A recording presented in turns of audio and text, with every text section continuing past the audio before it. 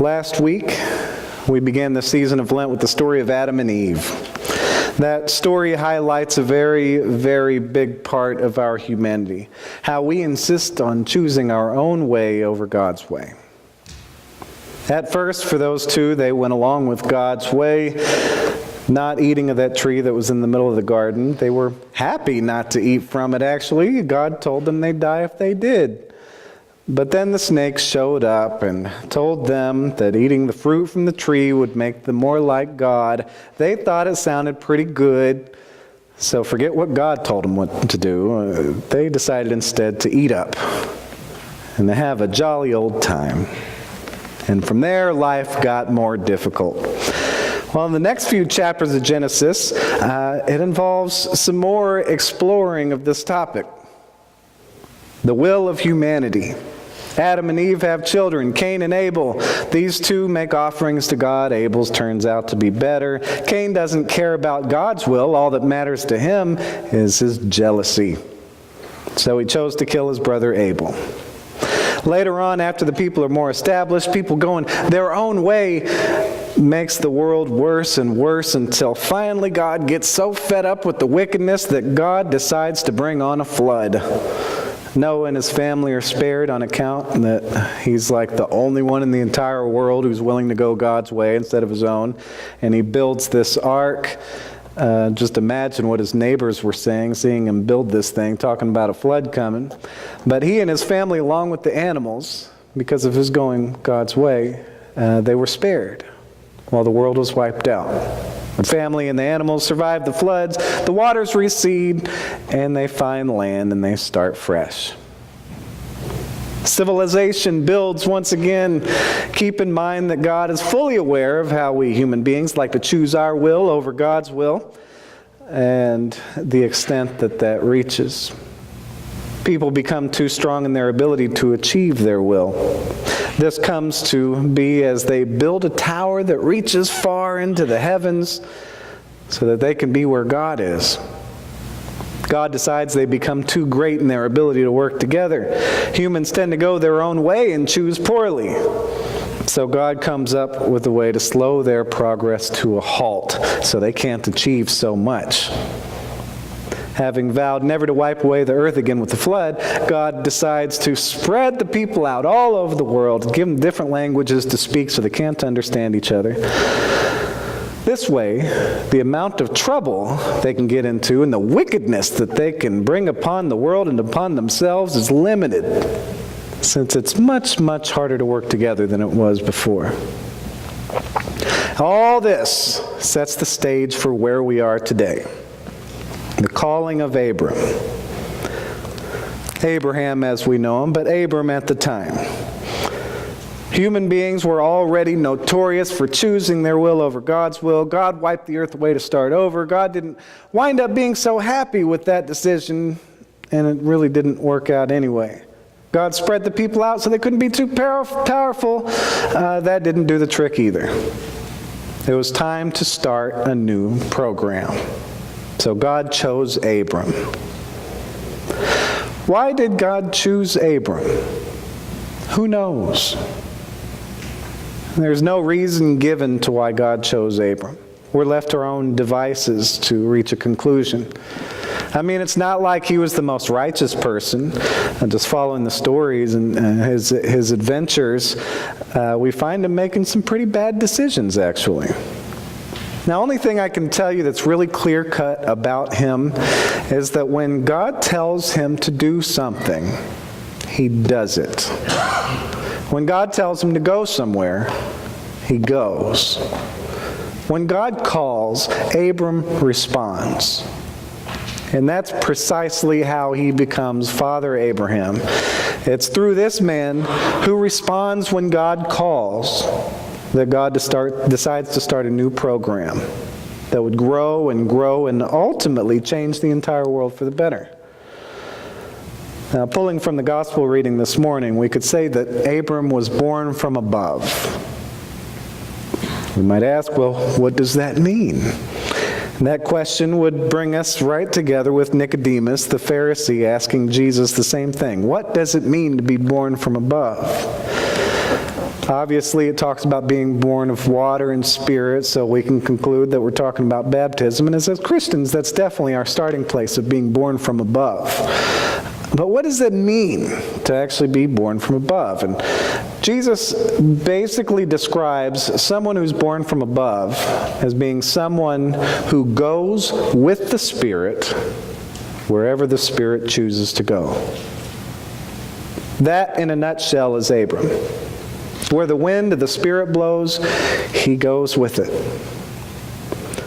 We are imperfect human beings, just like all the imperfect human beings that have gone before us. We are notorious for choosing our own will over God's will, and we make plenty of mistakes.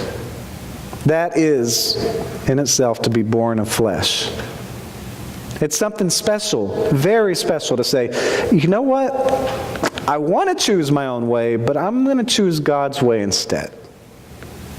That is something very special, and that is what it means to be born from above. That was Abram. That is why I believe he was chosen. And that's what we should all gain most from his example. It's an example that we need. It's an example that we need, especially in the first person of our faith tradition. Now, I mean, really, stop for a moment and think of a time when you wanted to go somewhere, or when God wanted you to go somewhere or do something. Instead of doing what God wanted you to do, you chose something else instead. Or to put it another way, think of something that you have done that you regret. Hindsight is 20/20. Looking back at that moment in time, you regret what you chose to do. You shouldn't have done what you did. You should have done something else.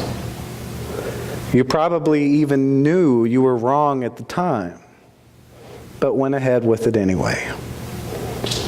Deep down inside somewhere, God was telling you the way to go, but you chose to ignore that and go your own way instead.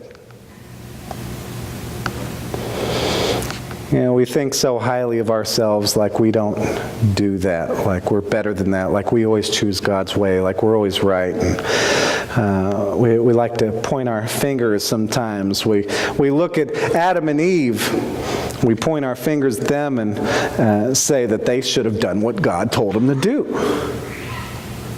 We look at Cain, we point our fingers and say he shouldn't have let his jealousy get out of control. He shouldn't have let his jealousy control him. We look at the world around Noah, we point our fingers and say they shouldn't have been so wicked. We look at the people building the Tower of Babel, point our fingers and say they were trying to go too far. Why didn't they scale it back a little bit?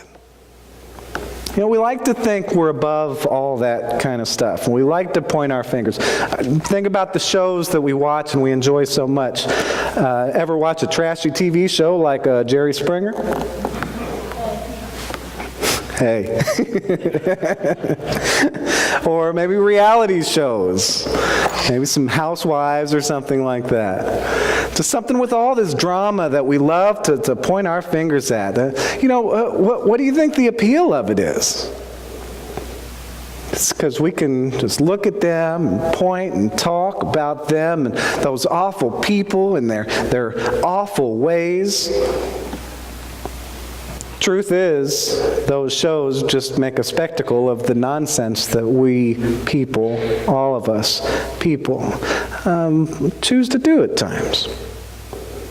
They just turn those shows into something that we can sit on our high horses as we watch, point our fingers and think that we're better. Same kind of thing with these older Bible stories. We can kind of sit on our high horses and think we're better, but reality is there's a lot of us in there. Paying close attention to Abram's example is incredibly important for us. We can relate to his faults and his shortcomings. We can be inspired by how he opened his heart to God. The kicker of all this is that it's about much more than any one of us. Abram responding to God's call led him to become a father of a great nation, ultimately for all the families of the earth to be blessed. God's call wasn't just about him. It was about all the world that would come after him. By responding to God's call, Abram became a blessing to the entire world. On the surface, we people want a lot of trivial things. We want to go here and there and do this or that, only think of ourselves. I think deep down we want something more. Deep down we want something better. Deep down we want to be a part of something bigger. If that's the case, we've got it mapped out right here in front of us. We open our hearts to the voice of God.